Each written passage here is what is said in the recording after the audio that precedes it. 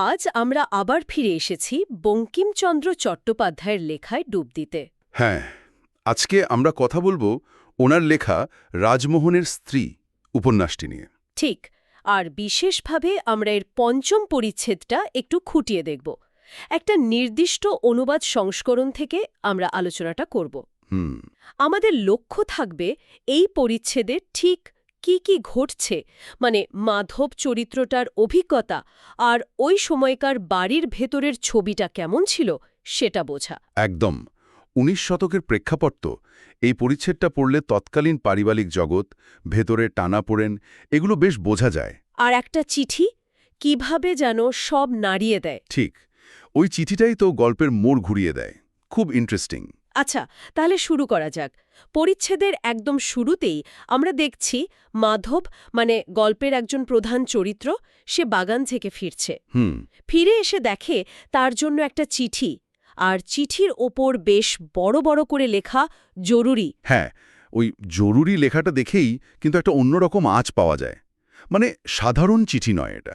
স্বাভাবিকভাবেই মাধবের একটু উদ্বেগ হয়, আগ্রহ হয়, সে চিঠিটা খোলে। আর চিঠিটা পাঠিয়েছে কে? তার উকিল শ্রী গোকুলচন্দ্র দাস, সদর শহর থেকে। হ্যাঁ, উকিল শুরুতে বেশ প্রফেশনাল টোনে জানাচ্ছে যে সে মাধবের সব মামলা খুব যত্ন করে দেখছে। এবং বেশ আত্মবিশ্বাসীও, তাই না? বলছে যে প্রায় সব মামলাতেই সে জিতবে। হ্যাঁ, বেশ জোর দিয়েই বলছে। কিন্তু মজার ব্যাপার হলো, উকিলের এত কনফিডেন্স দেখেও মাধবের কিন্তু ঠিক ভরসা হচ্ছে না। ও আচ্ছা। সে মনে মনে ভাবছে, মানে আদালতে কি সবসময় ঠিক বিচার হয়, এরকম একটা ভাবনা। একটা সংশয়। হ্যাঁ, মানে উকিলের কথায় একটু ছাড় দিয়েই ধরতে হবে। যদিও সে লোকটা কাজের, মামলা ভালো বোঝে, কিন্তু কোথাও একটা খটকা লাগছে তার। এই দ্বিধাটা কিন্তু খুব স্বাভাবিক। মানে একদিকে তো উকিলের ওপর নির্ভর করতেই হচ্ছে, হ্যাঁ, আবার অন্যদিকে ওই সময়ের বিচার ব্যবস্থা নিয়ে একটা সংশয় কাজ করছে, হয়তো অনেকের মধ্যেই করত। ঠিক ঔপনিবেশিক আমলের বিচার ব্যবস্থা। একদম। উকিলের আত্মবিশ্বাসটা হয়তো তার পেশার অঙ্গ, আর মাধবের সংশয়টা অভিজ্ঞতালব্ধ। ঠিক, আর এই দোলাচলের মধ্যেই আসছে চিঠির আসল খবরটা। হ্যাঁ, যেটাকে বলে আসল শখ। উকিল খুব দুঃখের সঙ্গে জানাচ্ছে যে মাধবের নিজের খুড়িমা, মানে তার কাকার স্ত্রী। হ্যাঁ, প্রয়াত কাকার স্ত্রী, তিনি নাকি অছিরের সাহায্যে সদর আমিনের আদালতে মাধবের বিরুদ্ধেই মামলা করে বসেছেন। বাবা, নিজের খুড়িমা? হ্যাঁ, আর অভিযোগটা আরও সাংঘাতিক। কি অভিযোগ? খুড়িমা বলছেন তার স্বামীর যে উইল, মানে মাধবের কাকার উইল, সেটা নাকি জাল। জালওয়েল? সর্বনাশ।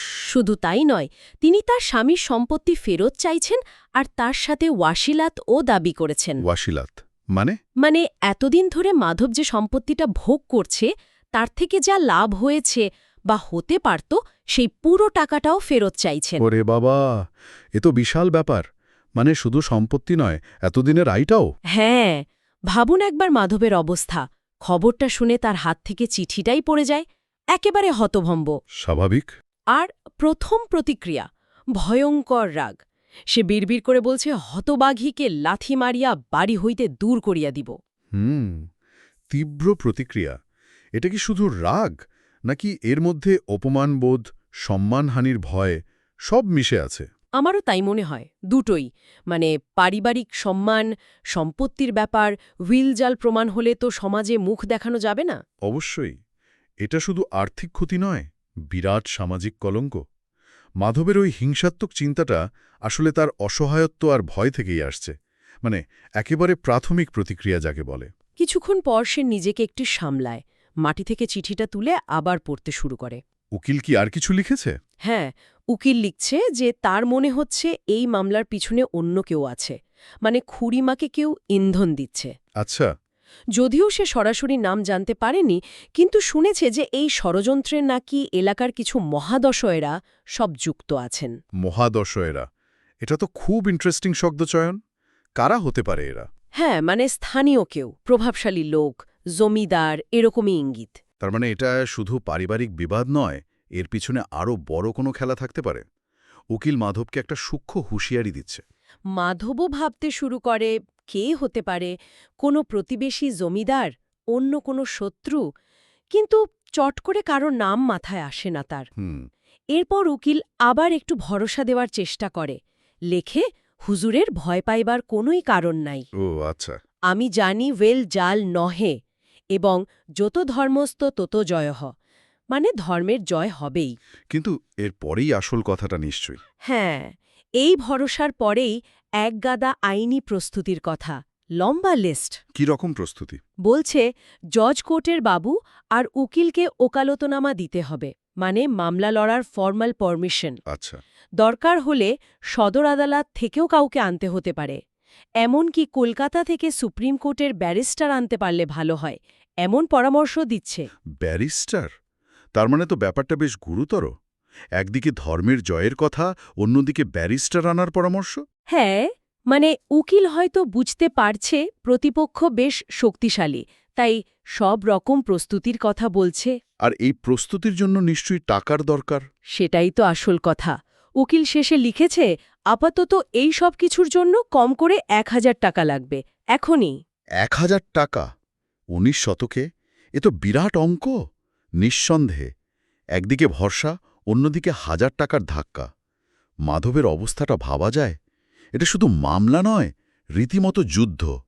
আর এই খরচের ব্যাপারটা কিন্তু তৎকালীন বিচার ব্যবস্থার একটা দিকও তুলে ধরে। ঠিক, সাধারণ মানুষের পক্ষে এই খরচ চালানো তো প্রায় অসম্ভব ছিল। তো চিঠি পড়া শেষ, মাধবের মাথায় তখন একটাই চিন্তা, কি? খুড়িমার কাছে যেতে হবে, সরাসরি জিজ্ঞেস করতে হবে কেন তিনি এমন করলেন। এই ভেবে সে প্রায় ছুটেই বাড়ির ভেতরের দিকে, মানে অন্দরমহলের দিকে যায়। কিন্তু সেখানে ঢুকেই সে একেবারে অন্যরকম একটা পরিস্থিতির মধ্যে পড়ে। হ্যাঁ, এই অংশটা কিন্তু বঙ্কিমচন্দ্র অসাধারণ লিখেছেন। মানে বাইরের ওই থমথমে পরিবেশ থেকে একদম ভেতরের কোলাহলে কি দেখছে মাধব?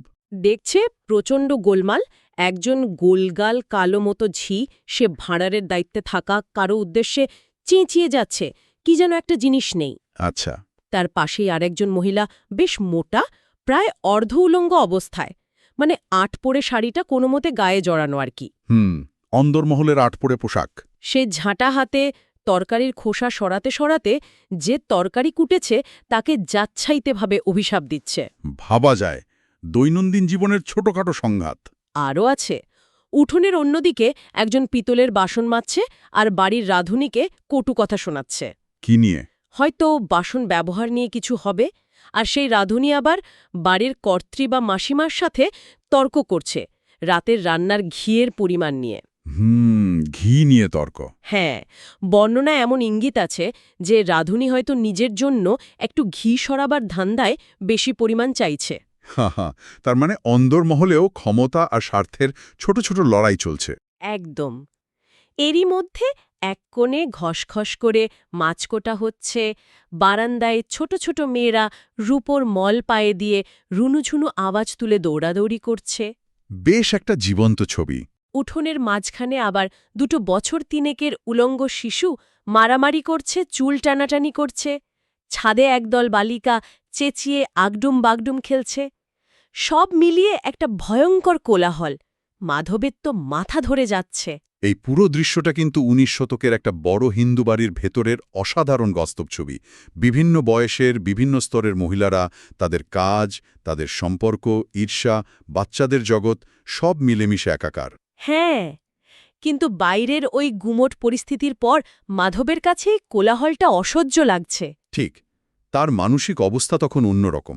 সে বুঝতে পারছে এই চেঁচামেচির মধ্যে কেউ তার কথা শুনবে না, তাই সে আর থাকতে না পেরে গলা চড়িয়ে ধমক দেয়। কি বলে?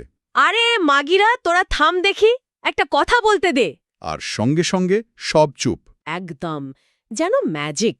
যে ঝি চেঁচাচ্ছিল সে কোথায় হাওয়া হয়ে গেল, যার হাতে ঝাঁটা ছিল সেটা খসে পড়ল, সে তাড়াতাড়ি ঘোমটা টেনে অন্ধকারে মিশে গেল। বাপরে। যে বাসন মাজছিল তার কথা মুখেই আটকে গেল, যে মাছ করছিল সেও থেমে গেল। একটু পরে আবার শুরু করল, কিন্তু খুব আস্তে, শব্দ না করে। আর রাঁধুনি, মেয়েরা? রাঁধুনি তো পালাতে গিয়ে প্রায় ঘিয়ের বাটি নিয়েই দৌড়ে দিয়েছে। মেয়েরা সব ভয় যে যেদিকে পারল পালালো, শুধু মলের রুনুঝুনু আওয়াজটা শোনা গেল। উলঙ্গ শিশু দুটো? তারাও পালিয়েছে, তবে একজন নাকি পালানোর সময় অন্যজনের পিছনে একটা লাথি মেরে গেছে। ছোটদের দুনিয়া। ছাদের খেলাও বন্ধ, বালিকারা হাসি চেপে পালিয়েছে। মানে মুহূর্তে বাড়িটা একেবারে থমথমে নিস্তব্ধ। মাধবের এই এক ধমকে পুরো পরিবেশ পাল্টে যাওয়াটা কিন্তু খুব তাৎপর্যপূর্ণ। তৎকালীন পুরুষতান্ত্রিক সমাজে পুরুষের কর্তৃত্ব কতটা জোরালো ছিল, এমনকি অন্দরমহলেও, এটা তারই প্রমাণ। হ্যাঁ, নারীদের কলরব, তাদের জগৎ পুরুষের এক ধমকেই স্তব্ধ। হুম। এই নিস্তব্ধতার মধ্যে শুধু একজন দাঁড়িয়ে থাকেন, বাড়ির প্রবীণা গৃহিণী। মাধব তাকে মাসি বলে ডাকছে। আচ্ছা, সম্ভবত বয়সের বা পদের কারণে তিনি একটু সম্মান পান। হ্যাঁ, মাধব তাকেই জিজ্ঞেস করে, খুড়িমা কোথায় মাসে? মাসি কি বললেন? মাসি বললেন তিনিও সকাল থেকে খুড়িমাকে দেখেননি, বেশ চিন্তিত তিনি। ও, তাহলে খুড়িমা বাড়িতে নেই, তাই তো মনে হচ্ছে। মাধব শুনে আরও অবাক, বলে, সকাল থেকে দেখতে পাচ্ছ না? কথাটা তাহলে দেখছি সত্যি। কোন কথাটা সত্যি? মাসি নিশ্চয়ই জানতে চাইলেন। হ্যাঁ, কিন্তু মাধব এড়িয়ে গেল, বলল পরে বলবে। সে তখন মাসিকে বলল অন্যদের জিজ্ঞেস করতে, কেউ দেখেছে কিনা খুড়িমাকে। কেউ কি দেখেছে? না, যারা ছিল, মানে অম্বিকা, শ্রীমতী, তারা ভয়ে ভয়ে বলল দেখেনি। মাসি তো আরও অবাক, আশ্চর্য। তারপর? মাসি হতাশ হয়ে প্রায় দেওয়ালের দিকে তাকিয়েই বললেন কেউ দেখেনি তাকে। আর ঠিক তখনই দেওয়ালের ওপাশ থেকে একজন উত্তর দিল। কে? কি বলল? বলল যে সে স্নানের সময় খুড়িমাকে বড় বাড়িতে দেখে এসেছে। বড় বাড়ি? এইবার একটা সূত্র পাওয়া গেল। এই বড় বাড়িটা কার? সেটাই। মাধবও চমকে উঠে জিজ্ঞেস করে, বড় বাড়িতে? মথুর দাদার বাড়িতে? মথুর দাদা। এই নামটা আসতেই কি মাধবের মনে কোনো সন্দেহ? ঠিক তাই। নামটা শুনেই তার মনে হল, মথুর দাদা? তাহলে কি তিনি এসব করাচ্ছেন? তাহলে কি মামলার পিছনের লোকটা মথুর দাদা? মাধবের সেটাই সন্দেহ হল, কিন্তু পরক্ষণেই সে নিজেকে সামলে নিল। ভাবল, না না, এটা অন্যায় সন্দেহ। মথুর দাদা এমন কাজ করতেই পারেন না। কেন এমন ভাবল? খুব বিশ্বাস করত মথুর দাদাকে, নাকি সম্পর্ক খারাপ করতে চায়নি? সেটা একটা প্রশ্ন। যাই হোক, সে আর দেরি করল না। একজনকে নির্দেশ দিল এক্ষুনি বড় বাড়িতে গিয়ে দেখতে খুড়িমা সেখানে আছেন কিনা। আর থাকলে ডেকে আনতে বলল। হ্যাঁ, সঙ্গে সঙ্গে ডেকে আনতে। আর যদি তিনি না আসতে চান, তবে কেন আসতে চাইছেন না সেই কারণটা জেনে আসতে বলল। তাহলে পরিচ্ছেদের শেষে একটা রহস্য দানা বাঁধল। খুড়িমা বড় বাড়িতে, আর মথুর দাদার প্রতি মাধবের একটা সন্দেহ, যদিও সে সেটা স্বীকার করতে চাইছে না। একদম। এখান থেকে গল্পটা আরও জটিল দিকে মোড় নেবে। তাহলে আজকের আলোচনায় আমরা দেখলাম একটা চিঠি কিভাবে মাধবের জীবনে ঝড় তুলল। নিজের খুড়িমার কাছ থেকেই মামলার খবর পেল সে, যা তার সম্মান, স্থিতি সবকিছুর উপরই একটা আঘাত। আর তার সাথে আমরা পেলাম ১৯ শতকের অন্ধমহলের একটা অসাধারণ জীবন্ত ছবি। ওই কোলাহল, ওই ছোট ছোট ঘটনা, খুব বাস্তব। আর সবশেষে খুড়িমার অনুপস্থিতি আর মথুর দাদার প্রতি তৈরি হওয়া ওই সন্দেহের কাঁটাটা। হ্যাঁ, যা পরের ঘটনার জন্য আমাদের অপেক্ষা করিয়ে রাখে। পরিশেষে একটা প্রশ্ন কিন্তু মনে ঘুরপাক খাচ্ছে। কি প্রশ্ন? এই যে খুড়িমা মামলাটা করলেন, এর পেছনে আসল কারণটা কি? তিনি কি সত্যি কারও প্ররোচনা এটা করছেন, মানে মথুর দাদা বা অন্য কোনো মহাদাশয়ের কথায়? নাকি এর পিছনে তার নিজের কোনো অভিমান আছে, কোনো বঞ্চনার বোধ, সম্পত্তির অধিকার বোধ? এটাও তো হতে পারে। ঠিক। আর অন্দরমহলের ওই আপাতদৃষ্টিতে সাধারণ আটপড়ে জীবনের সঙ্গে বাইরের ওই জটিল আইনি লড়াই, ক্ষমতার দ্বন্দ্ব, এর কি কোনো যোগসূত্র আছে? এই প্রশ্নগুলোই কিন্তু আমাদের বঙ্কিমচন্দ্রের লেখার গভীরে নিয়ে যায়। ১৯ শতকের সমাজ, পরিবার, নারীর অবস্থান, এগুলো নিয়ে আরও ভাবতে সাহায্য করে। একদম। আজকের মতো এখানেই শেষ করা যাক। হ্যাঁ, আবার কথা হবে।